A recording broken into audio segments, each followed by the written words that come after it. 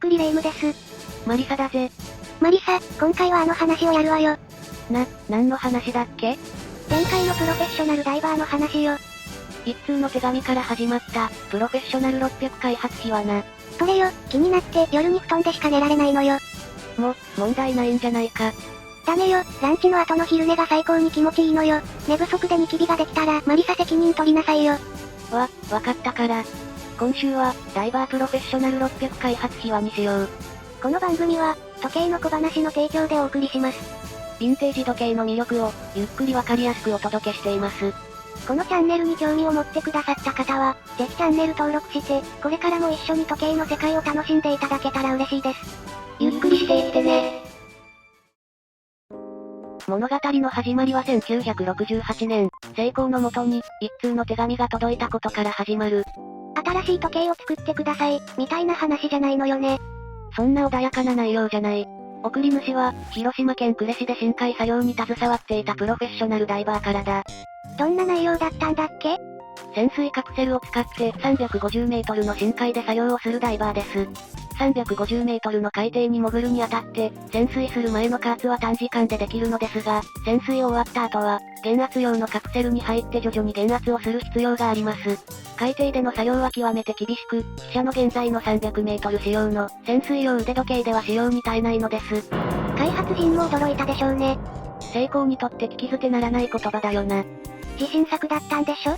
当時のセイコーのプロ用ダイバーズウォッチは、1968年に開発した300メートル防水仕様だったからな。ちょっと待って、300メートル仕様のダイバーズウォッチなんでしょ？それが使用に耐えないってどういうこと？防水性に万全を期すため、スイスにも例のなかったワンピース構造を採用し、ガラス部には水分を完全に遮断する特殊硬化処理の無機ガラスを採用していた。だから余計に使用に耐えないは衝撃だったわけね。そこでセイコーは、とにかく手紙を書いた本人から話を聞こうとした。まず本人に話を聞く、大切なことだけど実践するのはすごいわ。手紙を受け取った服部時計店は、ヒアリングのため、開発リーダー兼デザイナーだった田中太郎氏と、諏訪成功社の外装設計家より赤羽達郎氏を呉に派遣した。セイコーもガチなメンバーを派遣したわね。差出人は、日本海洋産業株式会社に所属し、石油掘削船で飽和潜水に従事していたプロダイバー、大島氏だ。ガチのプロダイバーさん登場ね。大島氏は、潜水カプセルを使って深海で作業していた。これは貴重な話が聞けそうね。そこで大島氏から聞かされた話は、石油掘削船での潜水作業とか、ヘリウムを使用しての飽和潜水、潜水カプセル、減圧カプセルとか、それまでに耳にしたことのない言葉ばかりだったんだ。そこには現場でしかわからない世界があったのね。300メートル防水という数字だけでは解決できない、全く別の世界がそこにあることを知ったんだ。そもそも、飽和潜水って何？さっきから出てくる飽和潜水って、普通の潜水とは何が違うのかしら？そこが今回の大事なところだぜ。大島氏たちが行っていたのは、潜水カプセルを使って、深い海で作業する特殊な潜水作業なんだ。手紙には350メートルの海底で作業するって書いてあったわ。そうだ。しかも潜る前には、海底と同じような高い圧力の環境に体を慣らしておく必要がある。潜水前に35気圧まで加圧すると説明されたらしい。35気圧？もう普段の生活とは全然違う世界ね。その通り、そして、そこで使われる呼吸用のガスが、ヘリウムと酸素の混合気体なんだ。空気をそのまま使うわけじゃないのね。大島氏から聞かされた話には、ヘリウムを使用しての飽和潜水という言葉が出てくる。セイコーの開発陣にとっては、当時それまで耳にしたことのない世界の話だったんだ。それで、この丸いカプセルが出てくるの？これは潜水カプセルのベルだぜ。資料によると、ダイバーが2人1組で乗り込む球状の水中エレベーターみたいな感じなんじゃないかな？エレベーターみたいに海底まで降りていくのね。ベルの中をヘリウムと酸素の混合気体で、あらかじめ海底と同じ気圧まで加圧してから海中へ降りる。そして現場に着いたら、ベルから泳ぎ出て作業するんだ。ベルの下についているボンベも、そのためのもの？資料には、球状カプセルの下部に、ヘリウムと酸素の混合気体を詰めたボンベが縦列に装着されていたとあるぜ。なるほど。でも作業が終わったら、そのまま船に戻ればいいんじゃないの？それができないんだ。深い海と同じ高い圧力に体を慣らした後、一気に通常の気圧へ戻すことはできない。だから潜水が終わった後も、減圧カプセルに入って徐々に減圧していく必要があったんだ。どれくらい時間がかかるの？資料では、潜水後に数日間を減圧のために過ごすと書かれているぜ。数日間も？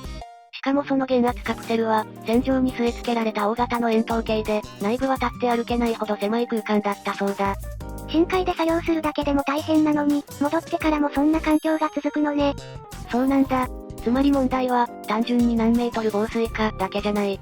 350メートルだから、300メートル防水では足りないって話じゃないのね。その通り。長時間の加圧、ヘリウムを使う環境、そして潜水後の減圧。時計もその特殊な環境にさらされることが前提なんだ。それなら、300メートル使用では使用に耐えないっていう大島氏の言葉も、少し意味が見えてきたわ。だろ？でも、さすがの成功の開発人たちも、話を聞いただけではわからないことだらけだった。じゃあ、どうしたの？大島氏に、その掘削船や潜水用の機材を見せてほしい。飽和潜水の詳しい話を聞かせてほしいとお願いしたぜ。大島氏は？心よく承諾してくれたよ。よかったわね。そして、成功の開発人たちは、石油掘削船が経由されていた、広島県の呉港へ向かうことになる。いよいよ現場を見るのね。そこで目にしたものは、開発人たちの想像をはるかに超えるものだったんだぜ。話を聞くだけじゃなくて、実際の現場を見ることにしたのね。そこで目にした潜水設備や、命を懸けて働くダイバーたちの姿は、想像を超えるものだった。想像以上に過酷な使用環境だったのね。まず時計の中身、ムーブメントについてだ。深海だから、防水だけじゃないの？そうなんだ。ダイバーたちは水中で電気溶接も行っていた。電気溶接？時計には嫌な予感しかしないわね。その通りだ。現場からは、時計の対峙性が心配、潜水中に時計が止まらないか心配という声が出ていた。止まっちゃったら、命に関わるかもしれないわ。だから信頼性を確かめるため、陸上にいる時も常に腕につけるというほど、時計は重要な道具だったんだ。時計が動いていても、時間が見えなかったら困るわね。まさにそれだぜ。潜水中は分単位で経過時間を確認する。かなりシビアね。しかも海底は暗い。薄暗いところでも見やすいこと、真っ暗闇でも見やすくないと困るという要望があった。視認性は、単なるデザインの話じゃなかったのね。特に、一番多かったのがケースに対する不満だ。そんなに？かなり多いぜ。狭い潜水カプセルや海底では、時計にケーブルが絡む。それは危ないわね。鋭い部分があれば、狭いカプセルの中で危険。作業中は時計をあちこちにぶつけるから、すぐ傷だらけになる。ガシガシ使われているわね。潜水後、減圧カプセルの中で時計の具合が悪くなることもよくあった。このことね。甲板に落とせば、リューズが取れたり、ガラスが割れたりする。想像以上に酷使しているわね。回転ベゼルとケースの隙間にグリスオイルが入り込んで、石油で洗っても取れにくいという問題まで言いたい放題。防水時計なのに、問題が防水だけじゃ全然ないのね。他の時計を使うよりは、まだマシというぐらいで、選択肢がなく仕方なく使っていた印象を受けるな。この時代だと、まだ使える時計は限られたわね。バンドにも切実な声があった。バンドまで？当時使われていたビニール製のバンドは、海底の低温状態では硬くなって折れやすかったみたいだ。それじゃ時計そのものが無事でも落としちゃうかも。しかも潜水前にきつく締めても、水圧によって海底では緩くなる。時計を腕に固定するだけでも難しい環境じゃない。さらに、こんな要望もあった。どんな？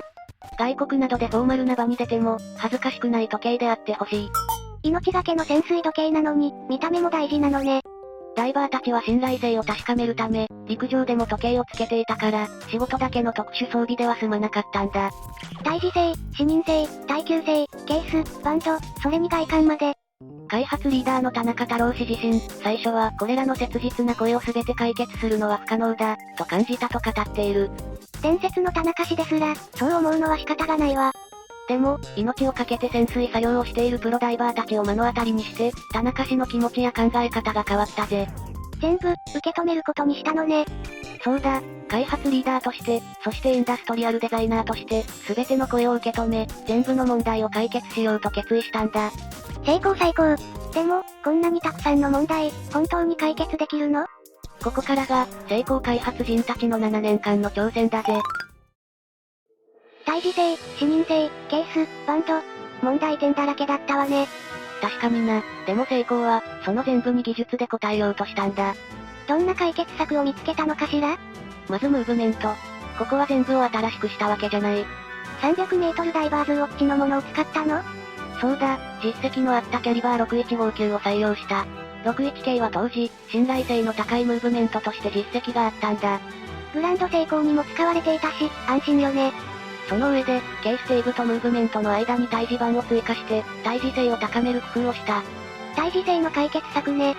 次は、暗い海底でも一瞬で時間を読めること。視認性は、過酷な環境下では特に重要よね。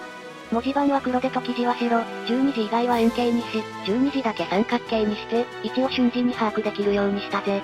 針もかなり太くなってる気がするわ。特に分身を極端に太くして、真っ先に目に入るようにした。両親にも大きな夜光部分をつけて、時計が動いていることを暗闇でも確認できるようにしたぜ。見やすそうだけど、海底ではどうなのかしら？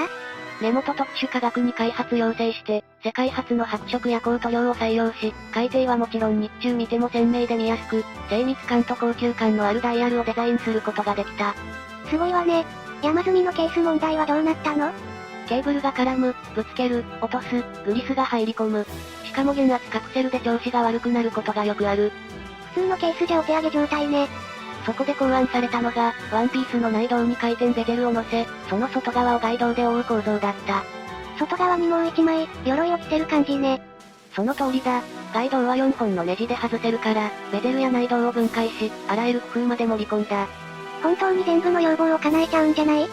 さらにケース素材には、耐食性が高く、軽いチタンを採用したぜ。今では珍しくないと思うけど、当時はどうなの？ダイバーズウォッチでは初の採用だったんだ。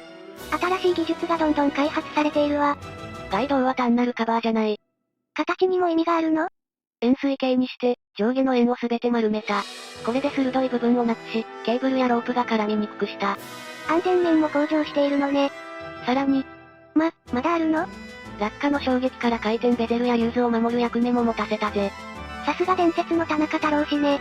伝説は伊達じゃないぜ。リューズは4時1のままなんだね。ここは300メートルダイバーズウォッチを継承した。手首の動きを邪魔しにくく、ドライスーツを傷めにくいし、落とした場合でも直接ぶつかりにくい位置だったからな。すべてを変えるのではなく、残すところは残してるのね。ガラスも平面にすることで、ベゼルより低い位置に収まり、破損や傷のリスクを減らしたぜ。飽和潜水なら、ヘリウムの問題もあったわよね。もちろん解決したぜ。分子の小さなヘリウムが時計内部に侵入しないよう、ガラス周りやリューズ周りの罰金材質と固定方法も根本から見直したぜ。ここはプロ目線で重要な部分よね。さらに、加圧だけじゃなく減圧にも耐えられることが重要だった。この開発物語は、ここから始まったと言ってもいいわね。そしてバンドも開発し直した。冷たい海で硬くなるって言ってたわね。そこで、低温でも硬くなりにくいポリウレタンを、時計業界で初めて時計バンドに採用したんだ。蛇腹形状にも意味があるの？もちろんあるよ。カメラの蛇腹からヒントを得て、バンドの一部を伸び縮みする形にして、水圧で腕回りが変化しても追従できるようにしたんだ。こうしてみると、全部がダイバーの声の答えなんだね。そうなんだ。対峙性も、視認性も、ケースも、バンドも、形から先に決められて生まれたんじゃないんだ。必要に迫られて、あの形になっていったのね。しかも試作品ができるたびに、実際のプロダイバーに使ってもらって、意見を聞きながら修正を重ねていったんだ。現場で実際にテストして生まれた時計でもあるのね。そして、クレームの手紙から始まった開発は、ついに一つの形へとたどり着く。ここまで来ると、もう別物みたいな時計になってきたわね。そうだな。一つ一つの問題に答えていった結果が、従来のダイバーズウォッチとは全く違う姿になったな。最初からこの形を目指したわけじゃないのね。プロダイバーたちの声を一つずつ解決していった。その積み重ねの先に、一つの答えが完成したんだ。いよいよね。1975年6月、ついに発売されたのが、セイコーダイバープロフェッショナル600だ。手紙が届いたのが1968年だから。そう。発端から発売まで、実に7年だ。大変な苦労があったでしょうね。防水性能は600メートル。けれど、この時計の本当の凄さは数字だけじゃない。黒くて、かなりごついわね。外側を覆う黒いガイドは、衝撃から時計を守り、ケーブルやロープが絡みにくい形状をしている。内側にはチタン製のケースが採用されたのよね。4時1のユーズ。暗闇でも読み取りやすい、大きな針とインデックス。水圧による腕回りの変化に追従するポリウレタン製の蛇腹バンド。パート3で出てきた問題が、そのまま時計の形になってるわ。そういうことだぜ。でも、改めてよく見ると、すごく個性的なデザインよね。面白いのは、奇抜な時計を作ろうとして生まれた形じゃないってことだ。普必要なものを全部詰め込んだら、この姿になった。機能を追い続けた結果として生まれたデザインなんだ。なんか、すごく素敵な時計に思えてきたわ。だから50年以上経った現代においても、この時計には理由のない形が存在しない。それで、深海の黒い顔なのね。独特の黒い外観は、その後のシリーズへと、長い間受け継がれていくことになるんだ。セイコーミュージアムも、初代600メートルが生み出したコンセプトは、50年以上経った現在まで受け継がれていると紹介しているわね。でも全部の始まりは、そう。1968年、服部時計店に届いた一通のクレームの手紙だった。現在の300メートル仕様の潜水用腕時計では、使用に耐えない。かなり厳しい言葉だったわね。でもセイコーは、その言葉を単なる苦情として片付けなかった。話を聞き、現場へ行き、実際の設備を見て、プロダイバーたちの声を集めていった。そして、不満を一つずつ技術に変えていった。その結果生まれたのが、ダイバープロフェッショナル600だったんだ。一通の手紙から、ここまでの時計が生まれるとは思わなかったわ。時計の歴史って、スペック表だけを見ていてもわからないんだ。その形になった理由を知ると、見え方まで変わるね。ダイバープロフェッショナル600の黒い姿には、深海で働いた人たちの声と、それに応えようとした開発者たちの7年間の思いが詰まっているんだぜ。今回の小話はいかがでしたか？この動画が面白かった、役に立ったという方がいましたら、ぜひチャンネル登録&高評価をお願いいたします。動画の数も少しずつ増えてきましたので、まだ視聴していない動画がございましたら、お時間がある時にもう一本視聴していただけますと、動画制作の励みになるので嬉しいです。動画の感想や購入報告もコメントに残していただけると、交流ができて動画制作のモチベーションにつながります。ご視聴ありがとうございました。